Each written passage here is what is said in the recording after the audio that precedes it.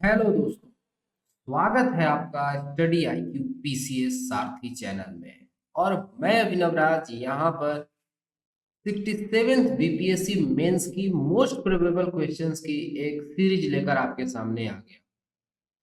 यहाँ पर हमारा यही मकसद है कि 67th बीपीएससी मेंस में आपके लिए जो बेस्ट पॉसिबल हो वो कंटेंट आप तक हम डिलीवर कर रहे हैं, और वो भी एकदम फ्री ऑफ कॉस्ट रहने वाला है। इसके लिए आपको कोई चार्ज नहीं पे करना है, और जितने भी लेक्चर्स हैं वो सारे के सारे लेक्चर्स यहाँ पर आपको यूट्यूब पर मिलेंगे। अभी हम जीएस पेपर 2 के टॉपिक्स को देख रहे हैं। इससे पहले हमने प्रियम्बल पर चर्चा किया था, और आज हम विशेष तौर पर फोकस करेंगे फंडामेंटल राइट्स पर। जो हमारे मौलिक अधिकार हैं उन मौलिक अधिकारों को समझेंगे, क्योंकि इससे भी कई तरीके के सवाल बनते हैं और पहले भी बनते रहे हैं। जैसे कि 56वीं से 59वीं में ही सवाल आया था कि discuss the fundamental rights as enshrined in the Indian constitution. How have the judicial interpretation of article 21 expanded the scope of right to life. यानी कि भारतीय संविधान में निहित मौलिक अधिकारों की विवेचना कीजिए। अनुच्छेद 21 की न्यायिक व्याख्याओं ने जीवन के अधिकार के दायरे का विस्तार किया है। कैसे, ये आपको बताना है। अब देखिए, ये जो क्वेश्चन है इसके दो पार्ट्स हैं। एक यहां से सवाल, एक यहां, और यहां से यहां तक। मान लेते हैं कि अगर ये क्वेश्चन 38 मार्क्स में पूछा जाता है तो पहले पार्ट में आपको मैक्सिमम 19 मार्क्स मिलेंगे, और सेकंड पार्ट में मैक्सिमम 19 मार्क्स। तो जब आप इस आंसर को अटेम्प्ट कर रहे हो तो इस बात का हमेशा ध्यान रखिए कि 50-50 दोनों ही पार्ट को वेटेज मिलना चाहिए।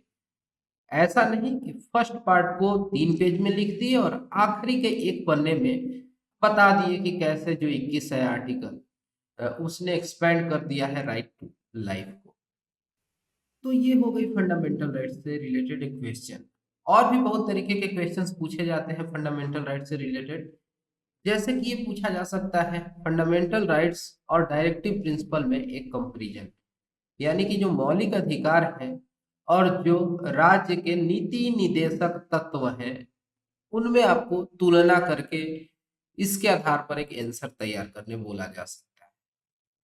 या फिर जैसे हमें फंडामेंटल राइट्स मिले हुए हैं वैसे ही कुछ हमारे फंडामेंटल ड्यूटीज हैं, मौलिक कर्तव्य हैं।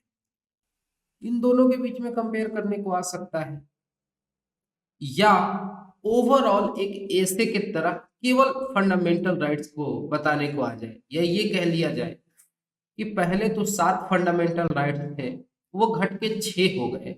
लेकिन क्या असली में वाकई समय के साथ हमारे जो मौलिक अधिकार हैं वो घटे हैं या बढ़े हैं, ऐसा भी पूछा जा सकता है। तो देखिए, उस बात का तो ये जवाब होगा कि हमें देखने में लगता है, न्यूमेरिकली हम समझना चाहें तो 7 से घट के 6 हो गए जब जो धन वाला है राइट टू प्रॉपर्टी को हटा लिया गया फंडामेंटल राइट से।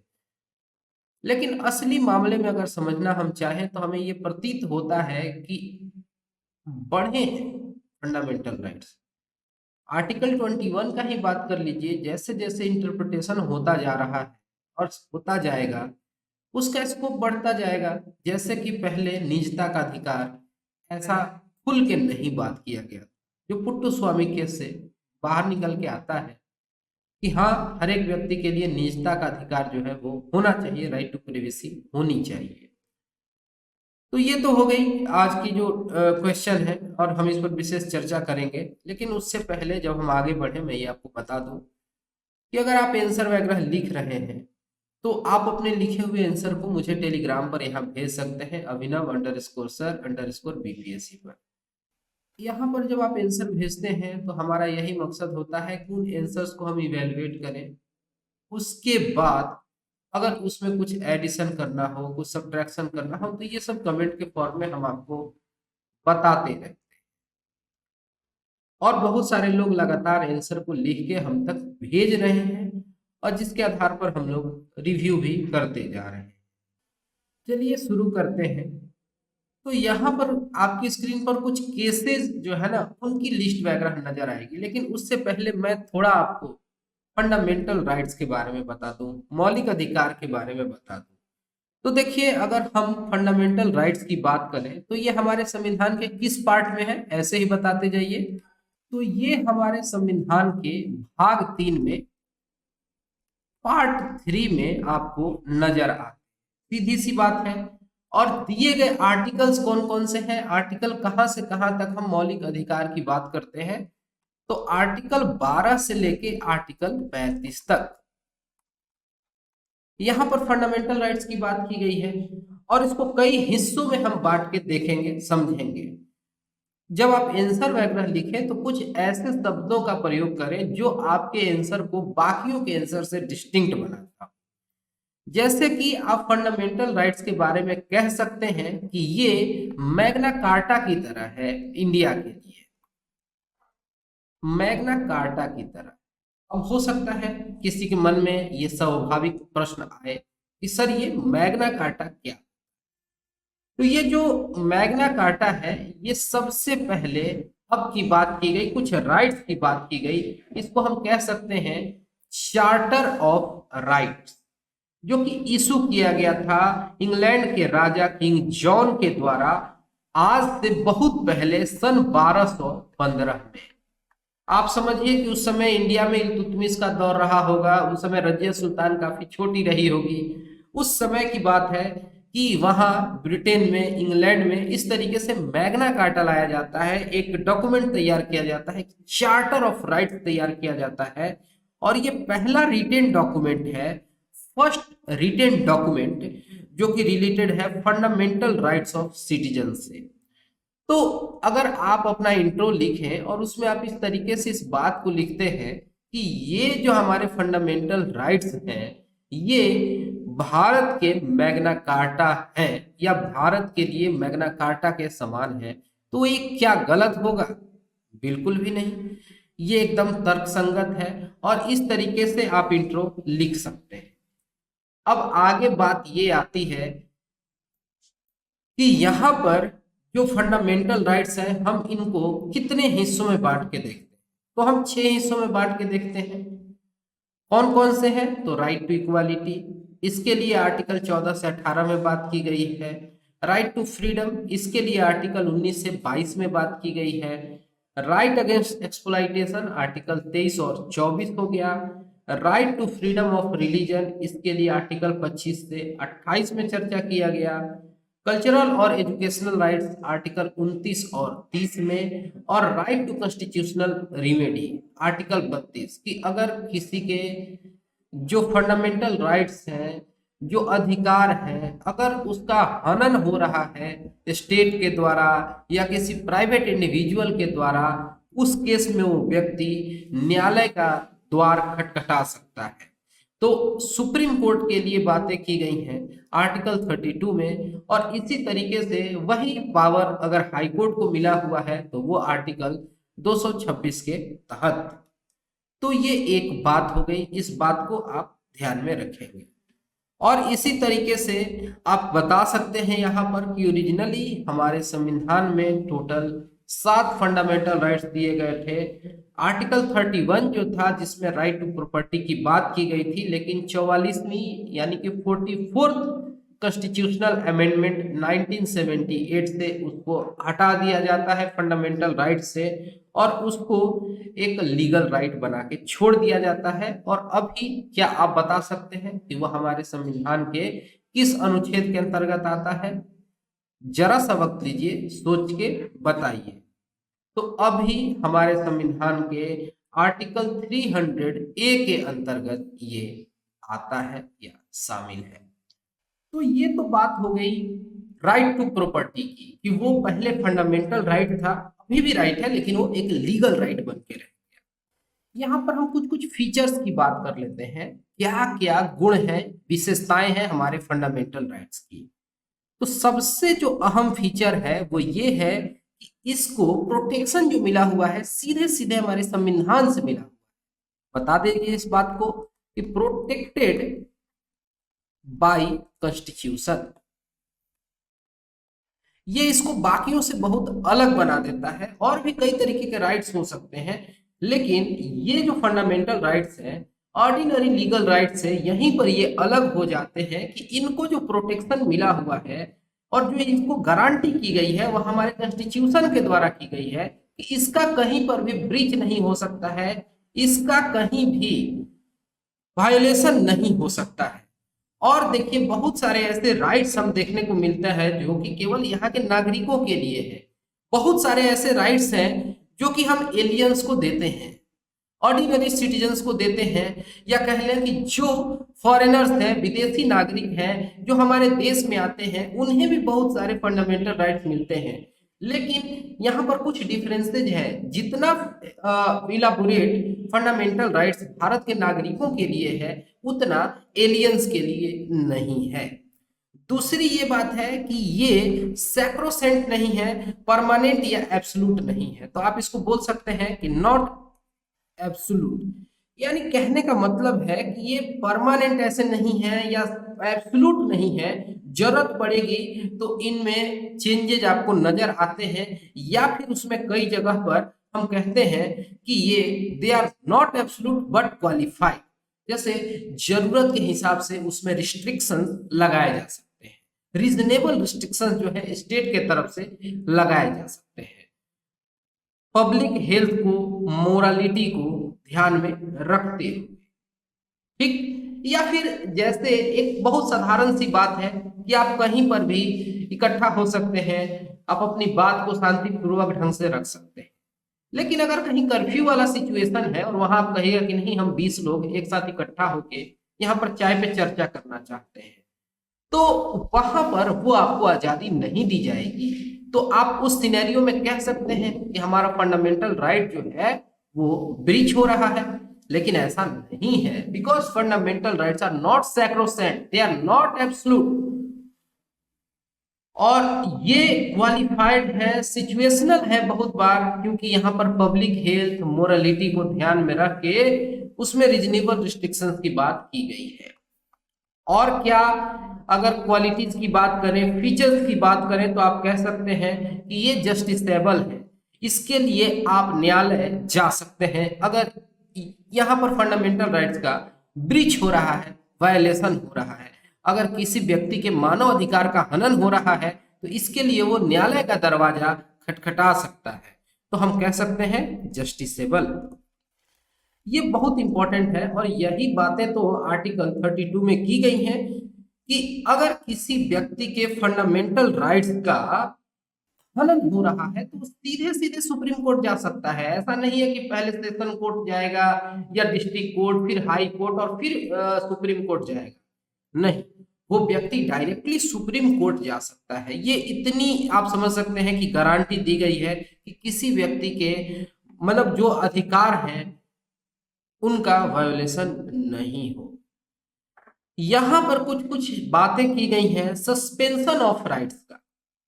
सस्पेंशन का मतलब क्या होता है? स्थगित कर देना, सस्पेंड कर देना, अगर जरूरत पड़े तो उसको एक समय के लिए रोक देना।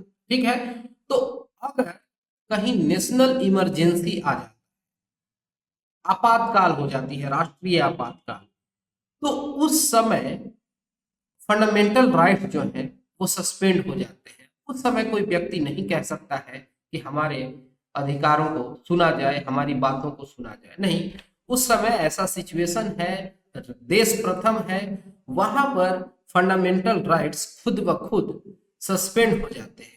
लेकिन क्या सारे के सारे फंडामेंटल राइट्स सस्पेंड हो जाते हैं?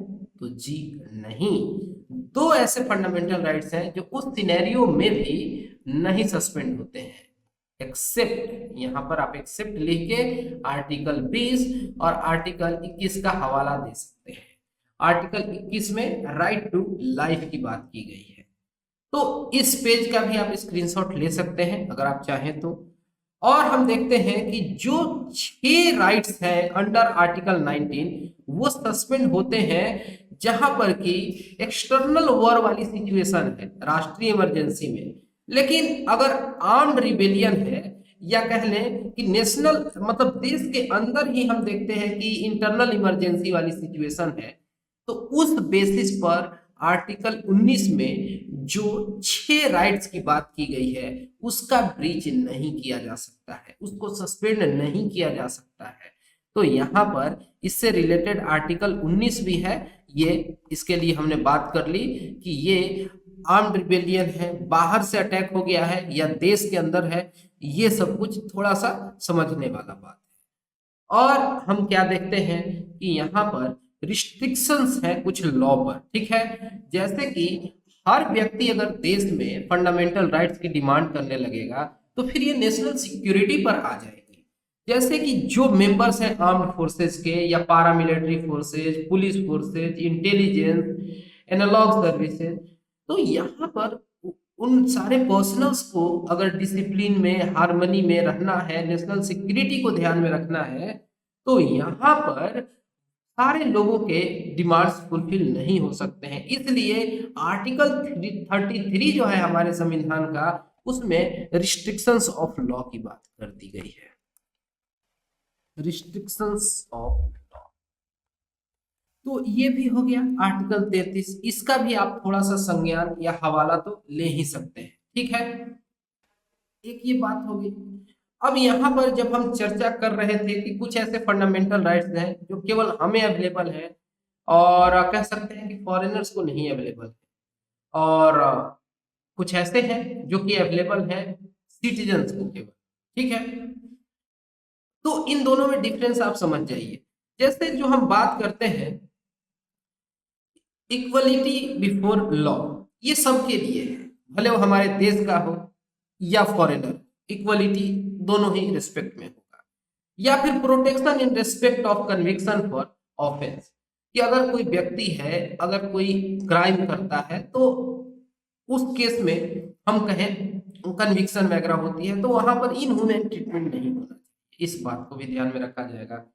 Protection of personal life and liberty, हर किसी के, हर जो व्यक्ति है उसके जीवन का सम्मान होना चाहिए, उसके जीवन का रक्षा करना, ये हमारे कॉन्स्टिट्यूशन का मतलब एक बहुत बड़ा कह लें कि बेड रॉक है। इसी तरीके से एलिमेंट्री एजुकेशन, जो कह लें कि जो बेसिक शिक्षा है वो सबको मिलना चाहिए। अब कोई अगर विदेशी व्यक्ति है, बाहरी है, एलियन है और उसके बच्चे यहाँ इंडिया में हैं, तो आप उसको सरकारी स्कूल में जाने से इसलिए रिस्ट्रिक्ट नहीं कर सकते हैं कि नहीं आप बाहर के हैं, आपको हम एलिमेंट्री एजुकेशन नहीं देंगे, ऐसा नहीं हो सकता है। सबके लिए है। Protection against arrest and detention in certain cases, ठीक है। Prohibition of human trafficking and forced labour, यानी किसी को बंदी नहीं बनाया जा सकता है इस तरीके से, इस बात का भी ध्यान देना चाहिए। या किसी से इनह्यूमन काम नहीं कराया जा सकता है, किसी से बलपूर्वक कोई काम नहीं लिया जा सकता है। और हो सकता है कि freedom of conscience and free profession, practice and propagation of religion, इस बात को आपको समझना पड़ेगा कि यहाँ पर हर व्यक्ति जो है अपना धर्म जो है वो फॉलो करने के लिए आजाद है। अपना जो थॉट प्रोसेस है वो सोच सकता है, जिस तरीके का उसका भगवान को लेके आस्था है, मानता है, थिस्ट है, वो सब कुछ उसका जो है काफी पर्सनल मसला है। तो ये सब कुछ हम एलियंस को भी देते हैं, एक्सेप्ट एनिमी एलियंस, ये टर्म भी आप जानते ही होंगे। अगर किसी राष्ट्र के साथ हम वॉर वाले सिचुएशन में होते हैं तो वो जो राष्ट्र है वो हमारा एनिमी है, और वहां के जो भी नागरिक हैं अगर हमारे देश में हैं तो उनको हम एनिमी एलियंस कहते हैं, और इनको बहुत कम ही फंडामेंटल राइट्स मिलते हैं। ये भी तो तर्कसंगत बात है, न्याय संगत बात है, ये आप समझ रहे हैं। ये सब हो गया। या फिर अब ऐसे कुछ राइट्स हैं जो कि केवल भारत के नागरिकों को मिलते हैं, ये फॉरेनर्स को नहीं मिलते हैं। कोई भी मित्र देश का या फिर दुश्मन देश का कोई व्यक्ति है उसको नहीं हम देते हैं, ओनली फॉर सिटीजन। तो यहाँ पर prohibition on discrimination on the ground of religion, caste, colour, race, sex या प्लेस ऑफ बर्थ, इस बेसिस पर हम किसी को डिफ्रेंशिएट नहीं कर सकते हैं, डिस्क्रिमिनेट नहीं कर सकते हैं, भेदभाव नहीं कर सकते हैं। आर्टिकल 16 वगैरह में जो भी बातें की गई है या फिर equality of opportunity in matter of public involvement, यानी कि अगर कहीं पर सरकारी नौकरी है तो वहां पर सबके लिए एक बराबर अवसर है।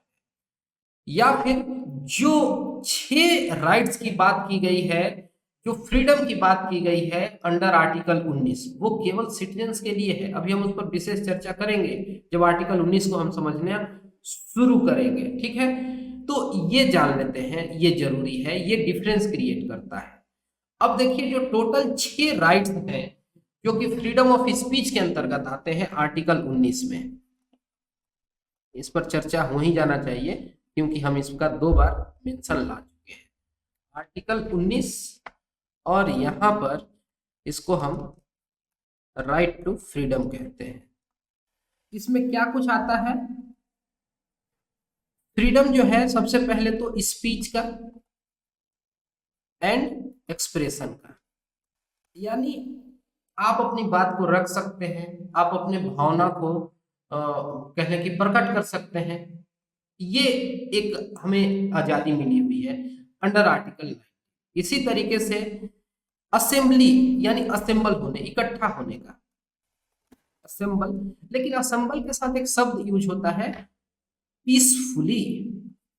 अब ऐसा नहीं कि इकट्ठा हो गए, बंदूक हथियार लेके इकट्ठे हो गए और वहां पर मार धाड़ की बात कर रहे हैं, खून खराबे की बात कर रहे हैं, ऐसा नहीं होना चाहिए। तो असेंबल हो सकते हैं पीसफुली, और उसमें शर्त है विदाउट आर्म्स।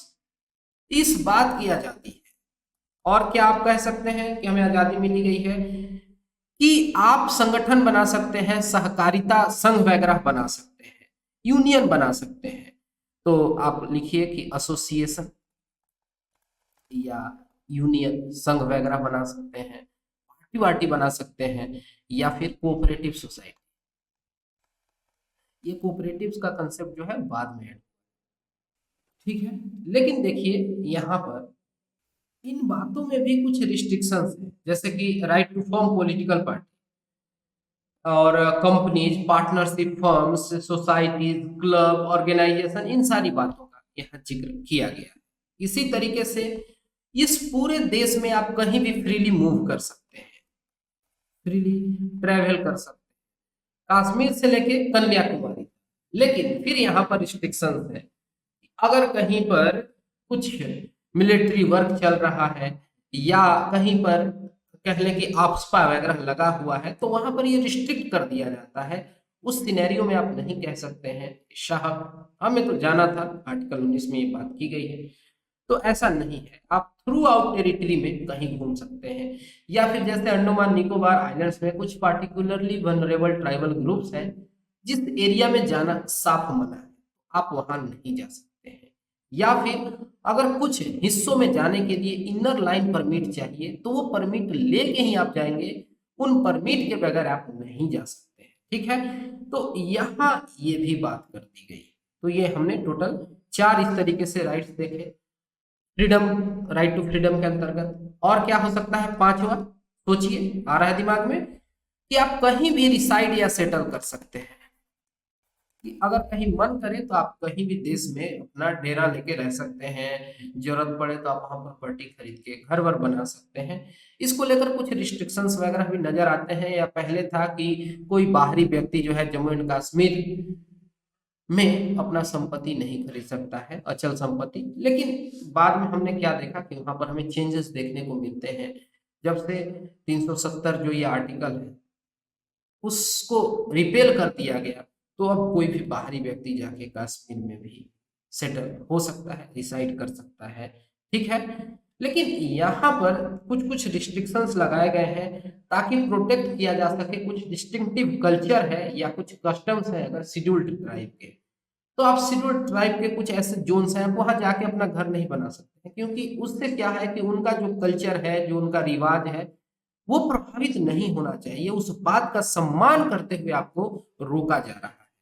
और एक ये है छठा जो है कि right to practise any profession, right to practise any profession, या कोई भी आप ऑक्यूपेशन कैरी कर सकते हैं। मतलब उद्योग धंधा करना है, कोई रोजगार करना है, कोई नौकरी करनी है, कोई व्यापार वाणिज्य करना है, या फिर बिजनेस, तो आप कर सकते हैं, ये आपके लिए है, ठीक है। लेकिन इसका ये नहीं मतलब है कि आप इंसान का ट्रैफिकिंग करने लगे, या फिर आप वुमेन वीमेन या फिर बच्चों का ट्रैफिकिंग करने लगे, जो इमोरल है या फिर डेंजरस कुछ ऐसा काम है, जैसे कि आप हार्मफुल ड्रग्स का व्यापार नहीं कर सकते हैं इस आड़ में, या फिर एक्सप्लोसिव्स का। तो यहाँ पर हमने क्या देखा कि हमें तो जो फंडामेंटल राइट्स दिए गए हैं वो एब्सोल्यूट नहीं है, ये आपको यहीं से पता चल गया। और ये जो 6 फंडामेंटल राइट्स अंदर राइट टू फ्रीडम की हम बात किए आर्टिकल 19 के अंतर्गत, तो यहाँ पर ये भी बात बहुत अहम है कि नेशनल इमरजेंसी के सिचुएशन में ये तब ही इनको रोका जा सकता है, कर्टेन किया जाता है, जब बाह्य आक्रमण हुआ। अगर आंतरिक विद्रोह है उस सिनेरियो में ये फंक्शनल रहेंगे। लेकिन कोई भी हालात आ जाए, आर्टिकल 20 और 21 का ब्रीच नहीं हो सकता है, उसको नहीं सरकारों के द्वारा या गवर्नमेंट के द्वारा रोका जा सकता है, ठीक है। तो ये कुछ कुछ जो है आपके लिए बहुत खास है, जो कि आपको जानना ही चाहिए, ये एक इंसान के लिए भी ज्यादा जरूरी है जानना।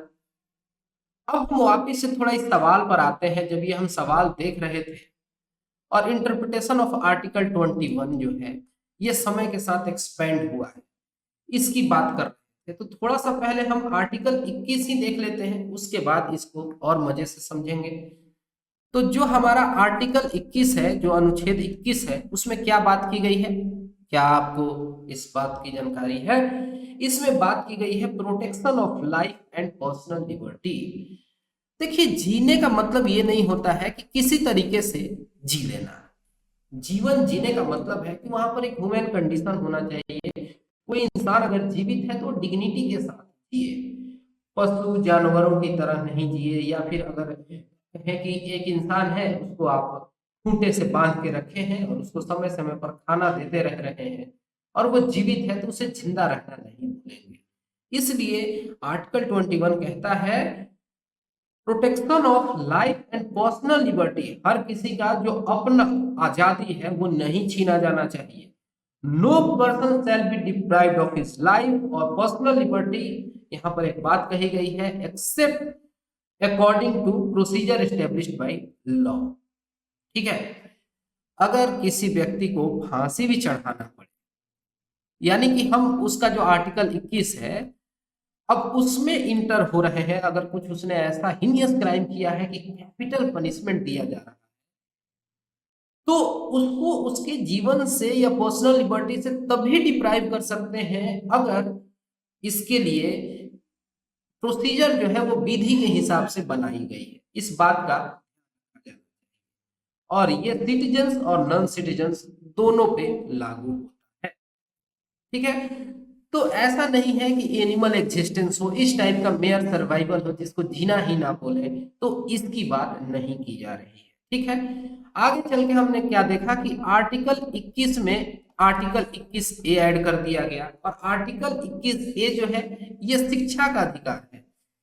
शिक्षा के अधिकार को जीवन के अधिकार के समतुल्य बताया गया है कि अगर कोई व्यक्ति है और अगर वो जीवित है तो इसका ये भी मतलब है कि उसको क्वालिटी एजुकेशन मिलना चाहिए, फ्री एंड क्वालिटी एजुकेशन, तभी कहेंगे कि हाँ वो ह्यूमन कंडीशन में जी रहा। देखिए ये कितनी महानता है अगर कोई व्यक्ति इसको इस तरीके से सोचता है। और 86 यानी कि जो हमारे संविधान का 86 कॉन्स्टिट्यूशनल अमेंडमेंट हुआ, संविधान में जो संशोधन होता है ये होता है कॉन्स्टिट्यूशनल अमेंडमेंट एक्ट के अंतर्गत वर्ष 2002 में। और इससे पहले हम क्या देखते हैं कि जो हमारा शिक्षा का अधिकार है ना, उसकी बात अगर है तो वो आर्टिकल 45 में की गई थी, जो कि directive principle of state policy में आता है, राज्य के नीति निदेशक तत्वों में आता है। कहने का मतलब है कि हमारे संविधान के निर्माताओं का जो विजन है वो देखिए, जब देश आजाद हुआ हमारे पास एम्पल रिसोर्स नहीं था कि हर किसी को क्वालिटी एजुकेशन दिया जा सके और वो फ्री में दिया जा सके। उस समय हमारे संविधान के निर्माताओं ने ये तय कर दिया और कह दिया कि ये राज्य की एक कहले की नीति है, निर्देश दिया जाता है कि ऐसा आपको करना चाहिए, ये एक राज धर्म होगा। लेकिन जब हमारे पास एम्पल रिसोर्स हो गया, देश के आजाद होने के कह लें कि 52-53 साल हो चुके हैं, हमारे पास एम्पल रिसोर्सेज हैं, हम सबको अब शिक्षा दे सकते हैं फ्री में और क्वालिटी एजुकेशन दे सकते हैं, तो इसको डीपीएसपी से ट्रांसफर करके फंडामेंटल राइट्स में ला दिया गया कि मौलिक अधिकार है, हर किसी को शिक्षा मिलना ही चाहिए। और ये जो शिक्षा मिलना चाहिए, ये राइट टू लाइफ वाले क्लॉज में डाल दिया। समझ रहे हैं, इसकी इतनी ब्यूटी है। तो ये सारी बातें हो गई, और भी बातें हैं जो कि हम इस पर कर सकते हैं, काफी लंबा डिस्कशन होगा। लेकिन यहाँ पर जो ये स्कोप था कि क्या विस्तार हुआ है फंडामेंटल राइट्स का, इसको समझना थोड़ा जरूरी है।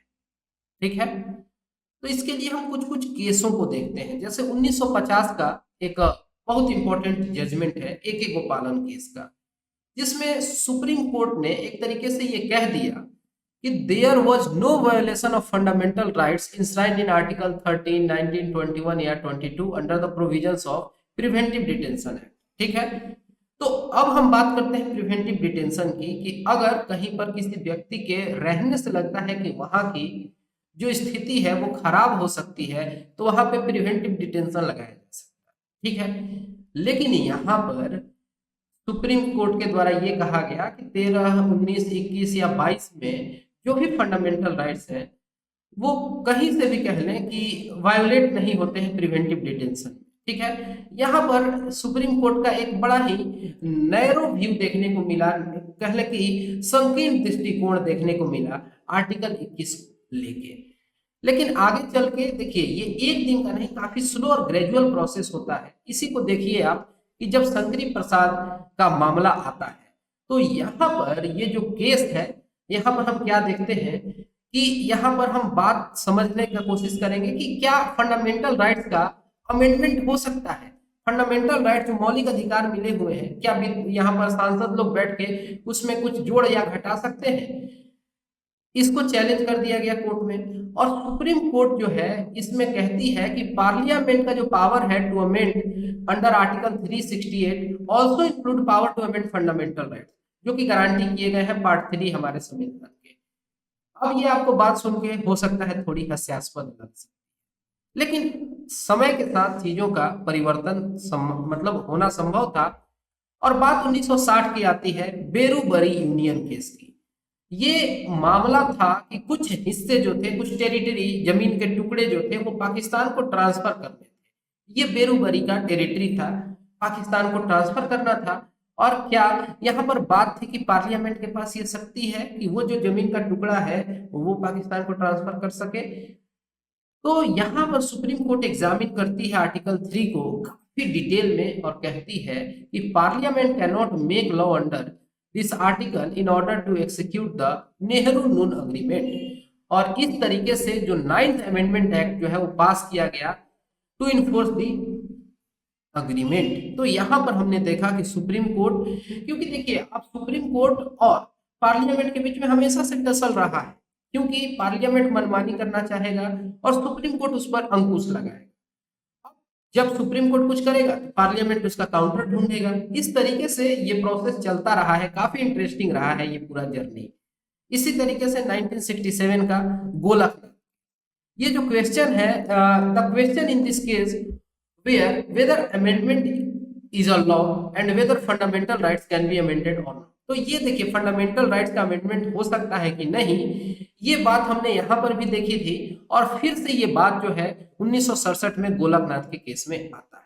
ठीक है, अब यहाँ पर ये बात कह दी गई कि आर्टिकल 368 जो है ये एक तरीके से इसमें शक्ति दी गई है टू प्रोसीडर, और उसमें प्रक्रिया बताया गया है to amend the constitution but does not confer parliament the power to amend the constitution. ठीक है, कि अगर इस तरीके से कॉन्स्टिट्यूशन में अगर कुछ अमेंड करना है तो इन्होंने एक तरीके से ये कह दिया कि ये साधारण तरीके से नहीं हो सकता है, इसके लिए कॉन्स्टिट्यूएंट असेंबली वगैरह होनी चाहिए।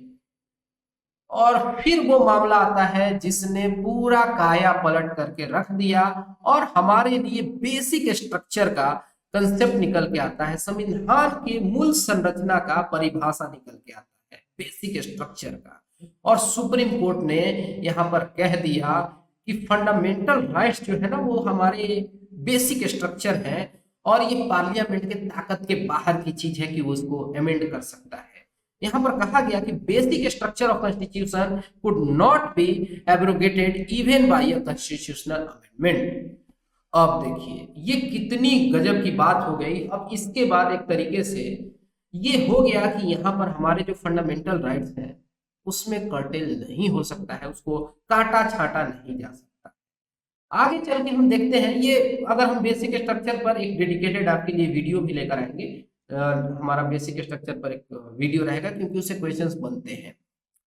National legal service authority and union of India 2014 का मसला है, और ये जो केस है यहाँ पर कह लें कि रिकॉग्नाइजेशन मिलता है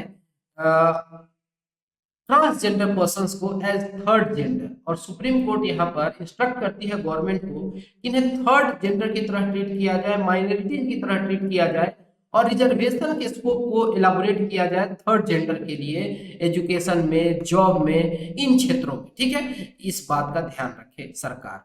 तो देख रहे हैं लोगों को कैसे कैसे ज्यादा समय के साथ फंडामेंटल राइट्स मिलते जा रहे हैं, आर्टिकल 21 कैसे एक्सपेंड होता जा रहा है, और ट्रिपल तलाक जजमेंट। वैसे तो कोई कह सकता है कि ये रिलीजियस इंटरफेरेंस है, लेकिन ऐसा बिल्कुल नहीं है। और सुप्रीम कोर्ट ने यहाँ पर कह दिया कि जो भी बैकवर्ड प्रैक्टिस है, ठीक है, ट्रिपल तलाक वगैरह का, जिसमें कि एक तरीके की कहने की खुले हाथ आजादी थी मुस्लिम मेन को कि वो यूनिलैटरली अपने तरफ से ही इन कर सकते हैं एक अपने मैरिज इंस्टीट्यूशन को, अगर 3 बार वो तलाक शब्द को दोहराते हैं। ये बड़ा ही नॉनसेंस टाइप का चीज है, और यहाँ पर ये ऐसा नहीं कर सकते हैं अनलेस अगर हम बात करें कि यहाँ पर मेंटेनेंस या फिर एलिमनी वगैरह का प्रोविजन हो, यानी कि एक तरीके से मेंटेनेंस का जो पैसा मिलना चाहिए इस तरीके का प्रोविजन होना चाहिए। यहाँ पर महिलाओं को अधिकार मिला, आर्टिकल 21 जो है वर्क स्ट्रोक। आगे चल के 2017 और यहाँ पर निजता के अधिकार को शामिल किया गया आर्टिकल 21 में, या फिर 2018 में जो सेक्शन 377 को रिपेल कर दिया गया, और इसमें कहा गया कि समलैंगिकता जो है वो अलाउड है, लेकिन हाँ यहाँ पर ये ऐसा कुछ नहीं होना चाहिए, वो क्रिमिनलाइज है अगर कंसेंसुअल नहीं होगा कोई भी sexual conduct between adults of same sex. ठीक है, तो यहाँ पर हर व्यक्ति के फंडामेंटल राइट्स को टच किया जा रहा है। इससे LGBTQ कम्युनिटी भी इंपावर्ड हो रही है, ट्रांसजेंडर्स के लिए, मुस्लिम महिलाओं के लिए, निजता को लेकर, हर शिक्षा को लेकर जहां तक संभव हो वहां तक काम किया जा रहा है, और आगे चल के समय के साथ ये और एलाबोरेट होगा। तो ये कहना कि पहले 6 फंडामेंटल राइट्स, पहले 7 थे और घट के 6 हो गए, तो ये सही नहीं होगा। आप इस तरीके से कुछ फीचर्स बता सकते हैं फंडामेंटल राइट्स के, जरूरत पड़े तो, या फिर ये बता सकते हैं यहाँ पर कि फंडामेंटल राइट्स क्या क्या हैं, किस किस तरीके से हमें मिले हुए हैं, राइट टू इक्वालिटी का क्या मतलब है। अगर इससे रिलेटेड कोई क्वेश्चन आता है तो आपके पास एनफ कंटेंट होगा, फिर हम आगे मिलेंगे और भी बहुत कुछ चर्चा करेंगे। फिलहाल इस वीडियो में इतना ही। Thanks for watching and all the best for your upcoming exams.